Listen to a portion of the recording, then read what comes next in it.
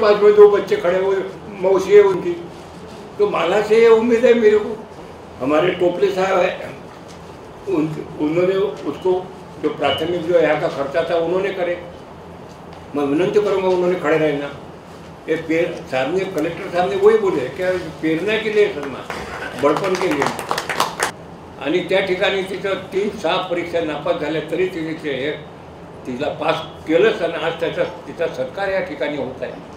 ते छोटीशी बेवारस मुलगी, आता तो शब्द काढणार नाही मी, आता सन्मान झाला आणि ते मुलगी जर या ठिकाणी बसू शकते आणि आज हा गोडावा साहेबांनी पहिले मध्ये एबीपी माझा, उघडा डोळे बघा नीट।